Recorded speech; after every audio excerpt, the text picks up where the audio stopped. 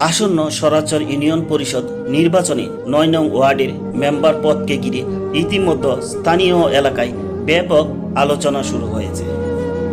বিভিন্ন মহলে এখন যেসব সম্ভাব্য প্রার্থীর নাম শোনা যাচ্ছে তারা হলেন কানু মিয়া, রকি মিয়া, আবুল কালাম মোহাম্মদ, শামসুল আলম দক্ষিণ মাসিমপুর, আব্দুল আওয়াল আতকাপাড়া, সাবেক মেম্বার আবুল বাশার আতকাপাড়া, হায়ুল পায়েল উত্তর মাসিমপুর, এলাস মিয়া উত্তর মাসিমপুর, আতিকুর রহমান উত্তর মাসিমপুর, যুবরাজ উত্তর মাসিমপুর। স্থানীয় সূত্রে জানা যায় সম্ভাব্য এই প্রার্থীরা ইতিমধ্যে এলাকায় জনসংযোগ, মত বিনিময় ও প্রচারণার কাজ শুরু করেছেন।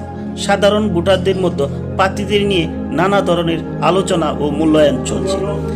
এদিকে এখনো চূড়ান্ত প্রার্থীর তালিকা ঘোষণা করা না হয় রাজনীতি ও সমীকরণ যে কোনো সময় পরিবর্তন হতে পারে বলে মনে করছেন সচেতন মহল।